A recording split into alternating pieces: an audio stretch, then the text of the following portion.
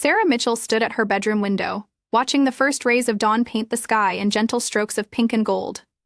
At 12 years old, she had already learned more about life's unpredictability than most children her age. The small apartment she shared with her parents felt different now, 3 months after the accident that had changed everything.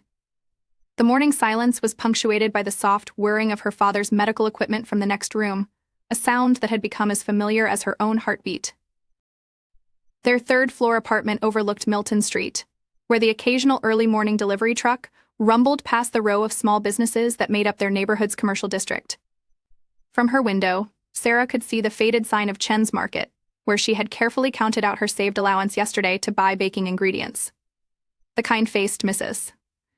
Chen had slipped an extra bar of premium chocolate into her bag with a conspiratorial wink, knowing about the Mitchell family's struggles since Robert Mitchell's workplace accident. Sarah's fingers traced the worn edges of her grandmother's recipe box, a treasured family heirloom that had survived 4 generations of Mitchell women. Inside, written in her grandmother's elegant script on a butter-stained index card, lay the secret to the family's legendary chocolate chip cookies. The recipe had won county fair ribbons, mended broken hearts, and, according to family lore, even stopped an argument between Great-Uncle George and the mayor back in 1962. Today, these cookies had an even more important mission. Moving quietly so as not to wake her parents, Sarah gathered her supplies in the small kitchen. The morning light filtering through the window above the sink cast long shadows across the counter, where she had carefully arranged her ingredients the night before. Each item represented a week of saved allowance money: pure vanilla extract, premium butter, brown sugar that she knew would make the cookies perfectly chewy, and the extra chocolate Mrs. Chen had gifted her. As she worked, Sarah's mind wandered back to the day of her father's accident. She had been in math class when the school secretary came to get her, her face wearing that careful expression adults use when they're trying not to frighten children. The ride to the hospital had been a blur, but she remembered with crystal clarity the moment she first saw the firefighters from Station 42 in the emergency room waiting area. They had stayed with her and her mother while the doctors worked on her father, their steady presence an anchor in the storm of uncertainty. Captain Rodriguez, with his kind eyes and gentle voice, had explained everything in terms she could understand. Lieutenant Chen, who Sarah would later learn was Mrs. Chen's daughter-in-law, had brought them coffee and sandwiches from the cafeteria, refusing to take any payment. The youngest firefighter, Jamie Torres, had even taught Sarah how to fold paper cranes for good luck, helping her create a small flock that still watched over her father's bedside. The sound of butter softening in the microwave brought Sarah back to the present moment. She had memorized this recipe years ago, but today she double-checked every measurement. These cookies needed to be perfect. They were more than just a thank you gift, they were a message, a way of saying what her 12-year-old heart couldn't quite put into words. As she creamed the butter and sugar together, Sarah heard the first stirrings of movement from her parents' room. Her mother's soft footsteps padded down the hallway, followed by the now familiar sound of her father's wheelchair. The accident had left him unable to walk, though the doctors were hopeful that with physical therapy, he might eventually manage with a walker. "Something smells wonderful already," her mother said, entering the kitchen in her worn bathrobe. Dark circles under her eyes betrayed another night of worrying about bills, but her smile was genuine as she kissed the top of Sarah's head. "Need any help, sweetie?" Sarah shook her head, measuring vanilla extract with careful precision. "I want to do it myself," she explained. "It's important." Her mother nodded, understanding in her eyes. "I'll just make some coffee then. Your father has physical therapy at 10, but we can drop you at the fire station on our way if you'd like." "No," Sarah said quickly, perhaps too quickly. I'd like to take them myself." After school, she wanted this to be her project, her way of showing the firefighters that their kindness had mattered, had made a difference during the scariest time of her family's life. The morning passed in a blur of mixing, baking, and carefully arranging cookies in the containers she had decorated with hand-drawn firefighter helmets and grateful messages. Each container held exactly 24 cookies, arranged in perfect rows. The kitchen filled with the warm, sweet scent of vanilla and chocolate, temporarily masking the lingering antiseptic smell that seemed to permeate their apartment since her father's return from the hospital. While the last batch baked, Sarah sat at the kitchen table working on her homework. The family's medical bills were spread across the other end, some marked with red past due stamps. She'd overheard her parents discussing them late at night when they thought she was asleep.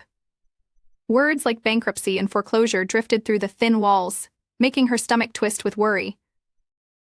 But today wasn't about their problems. Today was about gratitude, about showing the firefighters of Station 42 that they had made a difference. Sarah had spent weeks planning this gesture, saving her allowance dollar by dollar, practicing the recipe until she could make it perfectly even with their temperamental oven that ran slightly hot on one side. As she packed her school bag, Sarah carefully placed the cookie containers in a separate tote bag she had decorated with firefighter-themed stickers. The weight of the cookies reminded her of the weight of gratitude she carried in her heart.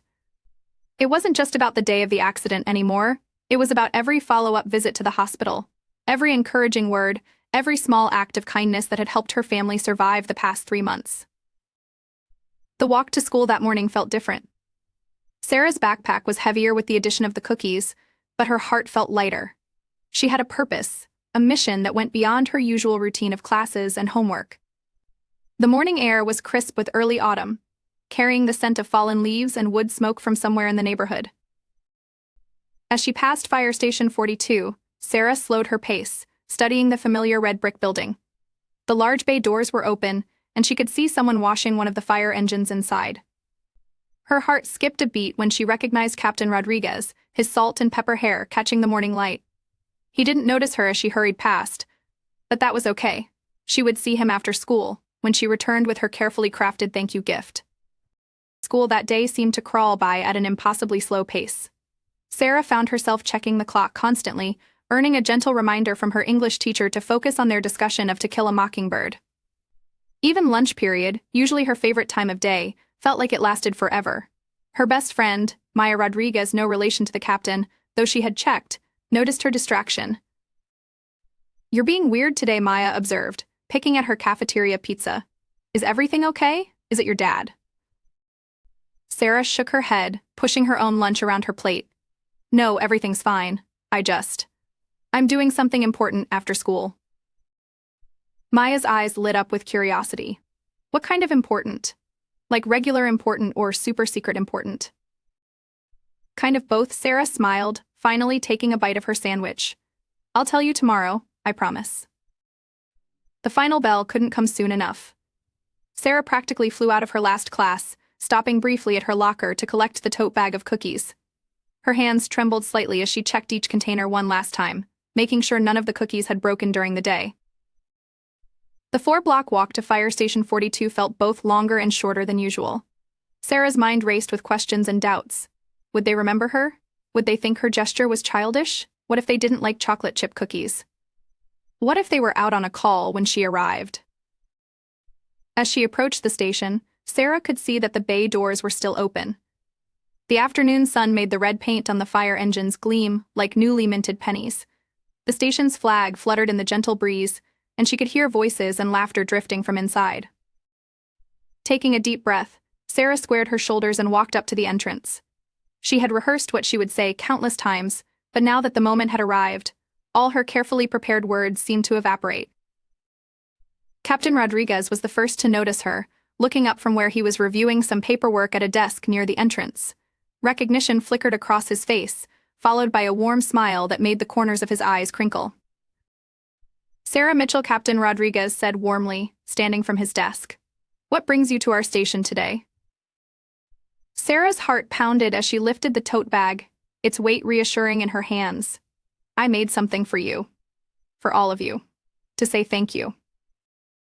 The captain's eyes softened as she carefully removed the decorated containers. "Are these what I think they are?" he asked, taking in the hand-drawn firefighter helmets adorning each lid.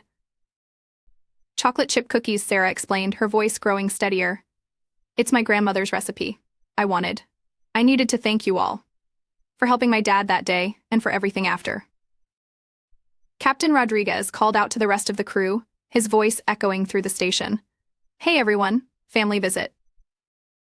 Firefighters emerged from various corners of the station, some from the kitchen area, others from the equipment room. Sarah recognized Lieutenant Chen immediately, and young Jamie Torres, who had taught her to fold paper cranes in the hospital. A few new faces appeared as well, all wearing expressions of curious welcome. "This young lady," Captain Rodriguez announced, has brought us something special, he gestured to Sarah, encouraging her to explain. Sarah found herself surrounded by the men and women who had been there on the worst day of her life. Looking at their faces now, she saw not just the heroes who had helped her father, but real people who chose to risk their lives for others every day. "I've been saving up," she said, opening the first container. "I wanted to make you cookies to say thank you. Not just for helping my dad during the accident, but for staying with us at the hospital, for checking on us afterward, for everything." Lieutenant Chen was the first to reach for a cookie, her eyes glistening suspiciously. "Sarah, these look professional. And still warm, too." "I baked them this morning," Sarah explained. "I wanted them to be perfect." The firefighters gathered around, each taking a cookie. The station filled with appreciative murmurs and genuine smiles. Jamie Torres took a bite and declared them better than his abuela's, but don't tell her I said that. What happened next took Sarah completely by surprise. Captain Rodriguez disappeared into his office and returned with a camera. "This is exactly the kind of community connection we need to share," he said. "Sarah, would you mind if we took a photo for our station bulletin board?" Before she could answer, Lieutenant Chen added, "And maybe for our social media? People should see this. It might inspire others to reach out to their local first responders." Sarah looked down at her worn sneakers, suddenly shy. "I didn't do this for attention," she mumbled. Captain Rodriguez knelt down to meet her eyes. "We know that, Sarah. That's exactly why it matters. Real gratitude, real connection, that's what builds strong communities. Would it be okay if we shared your story?" After getting permission from her parents via a quick phone call, Sarah found herself positioned in front of one of the fire engines, surrounded by smiling firefighters, each holding one of her cookies. Lieutenant Chen took several photos, promising to send them to Sarah's mother. But it wasn't just about the photos. The firefighters invited Sarah to sit with them in their break room, where they shared stories about their most memorable calls, including the day they had helped her father. Sarah learned that Captain Rodriguez had kept the paper crane she made in the hospital on his desk, a reminder of why they did this demanding job. "You know," Lieutenant Chen said thoughtfully, "we've been trying to figure out how to build stronger connections with the families we help. Maybe there's something here, something about comfort food and gratitude that could help others too." None of them could have predicted how those words would spark a transformation in their community. As Sarah finally headed home that afternoon, the empty containers carefully packed in her tote bag, she had no idea that her simple act of gratitude was about to ripple out in ways she never imagined. The walk home from Station 42 felt different somehow, as if the world had shifted slightly on its axis. Sarah clutched her empty tote bag, still warm from the containers that had held her cookies. The afternoon sun cast long shadows across Milton Street, and she could hear the distant siren of another station's truck, reminding her that the work of first responders never really ended. That evening, as she helped her father with his evening exercises, Sarah recounted every detail of her visit to her parents. Her mother sat nearby, folding laundry and smiling at her daughter's animated descriptions. Even her father, who had been struggling with depression since the accident, seemed to brighten as she described how the firefighters had remembered his paper cranes. "They really kept them?" he asked, his voice carrying a note of wonder Sarah hadn't heard in months. "Captain Rodriguez has one on his desk," Sarah confirmed. And Lieutenant Chen said she hung hers in her locker. The family's evening routine felt lighter somehow, touched by the warmth of connection that Sarah's visit had created. As she prepared for bed, her mother's phone buzzed with the promised photos from Lieutenant Chen. "Oh, Sarah," her mother breathed, showing her the images. "These are wonderful." The photos captured something more than just a girl delivering cookies to firefighters. They showed connection, community, the bridge between those who help and those who are helped. Sarah's shy smile was matched by the genuine warmth in the firefighters' expressions. Lieutenant Chen had managed to capture the moment perfectly. The next morning brought the first ripple of change. Sarah arrived at school to find her best friend, Maya, waiting at her locker with unprecedented excitement. "Sarah, you're all over social media." Maya thrust her phone into Sarah's hands, showing her the fire station's official page. Lieutenant Chen had posted the photos late last night, along with a heartfelt message about community connection and gratitude.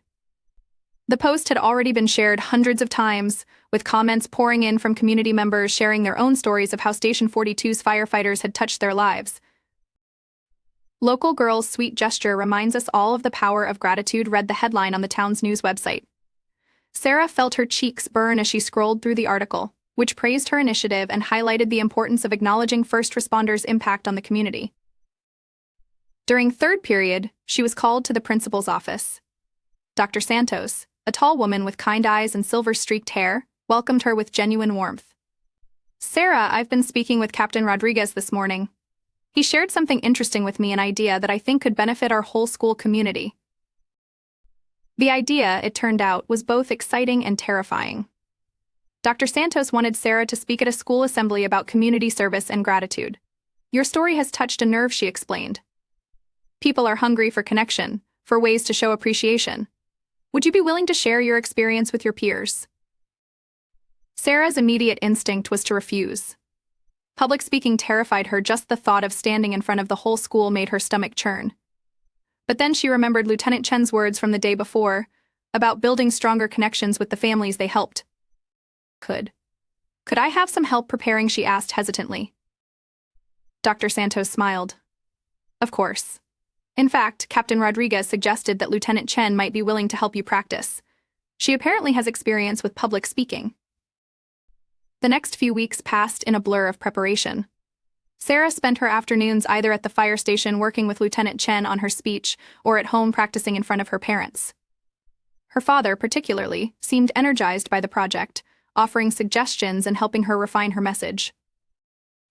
The morning of the assembly arrived crisp and clear, with autumn leaves dancing across the school playground. Sarah stood backstage in the auditorium, her heart pounding so hard she was sure everyone could hear it. Through a gap in the curtain, she could see Lieutenant Chen and Captain Rodriguez sitting in the front row, both giving her encouraging thumbs up. Dr. Santos's introduction seemed to pass in a flash, and suddenly Sarah found herself standing at the podium, facing hundreds of her peers. The index cards in her hands trembled slightly as she began to speak. 3 months ago, she started, her voice barely above a whisper. "My father had an accident at work. It was the scariest day of my life." She paused, taking a deep breath. When she continued, her voice was stronger. "But it was also the day I learned something important about our community." As she spoke about the firefighters' kindness, about watching her father struggle with recovery, about wanting to find a way to say thank you, Sarah saw heads nodding in the audience. She described saving her allowance, carefully following her grandmother's recipe, and finally delivering the cookies to Station 42. "But this isn't just about cookies," she continued, growing more confident. "It's about seeing the real people behind the uniforms. It's about understanding that we're all connected, that we all have the power to make someone else's difficult day a little bit better." The assembly ended with an announcement that took Sarah completely by surprise. Dr. Santos revealed that the school would be starting a new First Responders Appreciation Club and asked if Sarah would be willing to serve as its founding president. Before she could respond, a hand shot up in the audience. It belonged to Kevin Chen, Lieutenant Chen's nephew, and a fellow 7th grader known for his organizational skills. "Could we make it bigger?" he asked.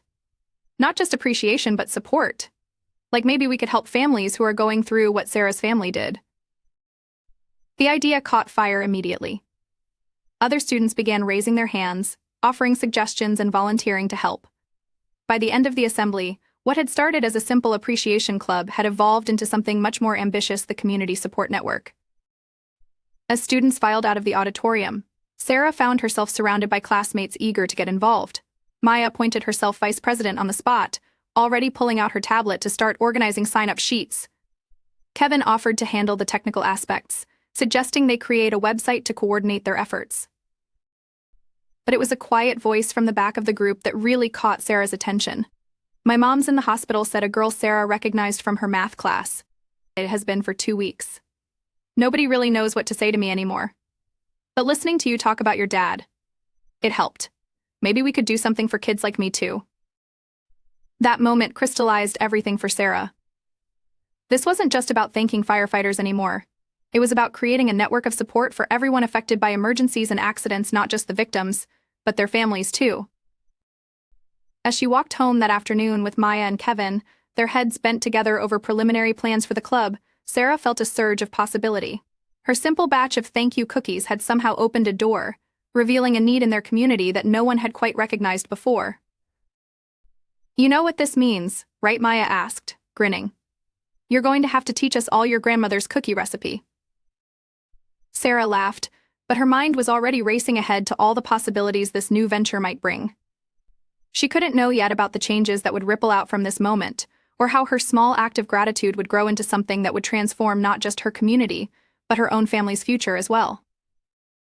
The autumn air grew crisper as Sarah and her newly formed community support network prepared for their first official meeting.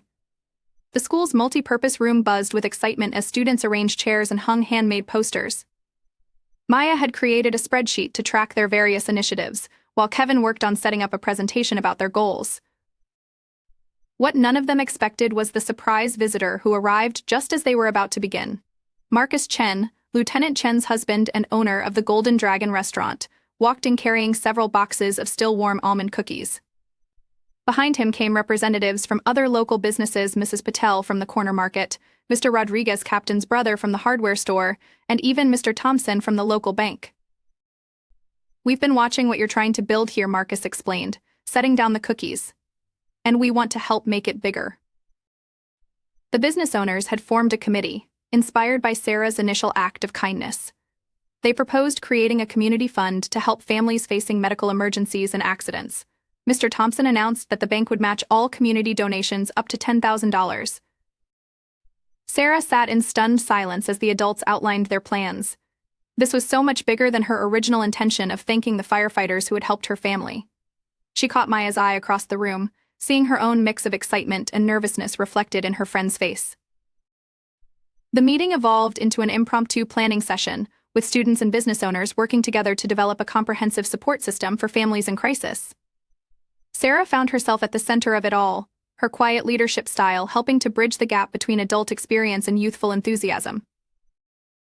As winter approached, the community support network grew in ways no one had anticipated. The Golden Dragon restaurant hosted monthly comfort community dinners where families could share meals and stories. Local contractors volunteered to help modify homes for accessibility, starting with installing a proper wheelchair ramp at the Mitchell apartment. Sarah's father, Robert, discovered a new purpose in coordinating these efforts from his base at Fire Station 42. The position Captain Rodriguez had created for him evolved into a full-time role as community liaison officer, complete with health benefits that eased some of their financial strain. But it wasn't all smooth sailing. Sarah struggled with the growing attention, sometimes feeling overwhelmed by the responsibility of being the face of such a large initiative. One evening, after a particularly challenging day of juggling schoolwork and community obligations, she broke down in tears at the kitchen table. "I just wanted to say thank you," she sobbed as her mother held her. "I didn't mean to start all of this." It was Lieutenant Chen who helped her find perspective, sharing her own story of feeling overwhelmed when she first joined the fire department. "Big changes often start with small acts of kindness," she said, echoing Sarah's own words from the school assembly. "But that doesn't mean you have to carry the whole weight of change on your shoulders." As Christmas approached, the community support network faced its biggest challenge yet. A fire at an apartment complex left several families homeless during the holidays. Without hesitation, the network sprang into action. The Golden Dragon restaurant opened its banquet room as a temporary shelter, while the business committee worked to find permanent housing solutions. Sarah spent her evenings baking cookies with other students, delivering them to the displaced families along with care packages and handwritten notes of encouragement. She recognized in their faces the same fear and uncertainty she'd felt after her father's accident, and understood now why her simple gift to the firefighters had resonated so deeply with people. The week before Christmas, Mr. Thompson called a special meeting at the bank. The community fund had not only reached but exceeded its goal, with total donations surpassing $25,000. The bank's matching contribution brought the total to $35,000, enough to make a real difference for families facing medical bills and emergency expenses. But the biggest surprise came when Mr. Thompson announced the creation of the Sweet Support Scholarship, a $5,000 annual award for students who demonstrated exceptional community service. Sarah was named the first recipient, with the stipulation that the money be used for her future education. "Your cookies didn't just thank our firefighters," Mr. Thompson explained as he presented the award. "They reminded us all that we're stronger when we support each other. This scholarship will help ensure that spirit of community service continues for years to come." The ceremony was held at Fire Station 42, where it had all begun. As Sarah accepted the scholarship certificate, She looked around at the faces surrounding her: firefighters who had become family, classmates who had become partners in service, business owners who had become mentors, and community members who had become friends. Her father, sitting proudly in his wheelchair near the front, was smiling in a way she hadn't seen since before his accident. Her mother stood beside him, tears of joy streaming down her face. Even her grandmother had made the trip from 3 states away, carrying a fresh batch of chocolate chip cookies made from the same recipe that had started it all. Captain Rodriguez stepped forward, holding something in his hands. It was the paper crane Sarah had made in the hospital waiting room, carefully preserved all these months. Sometimes, he said, the smallest gestures have the power to lift us all higher. Sarah's cookies didn't just show gratitude, they showed us what we could become when we remember to care for each other. As the ceremony concluded, Sarah found a quiet moment to slip away to the station's kitchen. She stood at the counter where she had first delivered her cookies, running her hand along its smooth surface. So much had changed since that afternoon, not just in her community, but in herself. Maya found her there, carrying 2 chocolate chip cookies from the celebration spread. Your grandmother's recipe really did start a revolution, she said, handing one to Sarah. Sarah laughed, taking a bite of the familiar comfort food. You know what's funny? When I was saving up for those ingredients, I thought I was just saying thank you. I never imagined. That's because you weren't trying to change the world, Maya interrupted. You were just being you, the girl who cares enough to bake cookies for firefighters. As they walked back to join the celebration, Sarah caught sight of a new family being welcomed into the community support network: a mother in a wheelchair similar to her father's, with 2 young children clinging shyly to her sides. One of the children was clutching a paper crane, clearly made by Jamie Torres during his hospital visits.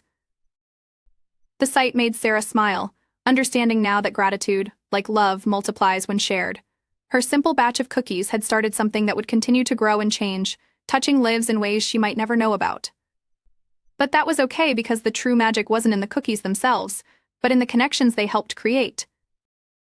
As the winter sun set behind Station 42, casting long shadows across the community that had gathered there, Sarah realized that sometimes the biggest gifts come disguised as small gestures of thanks. Her cookies hadn't just shown gratitude, they had reminded an entire community of the power of kindness, the strength of connection, and the extraordinary things that can happen when ordinary people choose to care for each other. The tradition she started would continue, with new batches of cookies being baked, new connections being made, and new stories of hope being written. But more importantly, the spirit behind that first batch of thank you cookies would live on, reminding everyone that even the smallest act of kindness can spark a revolution of the heart.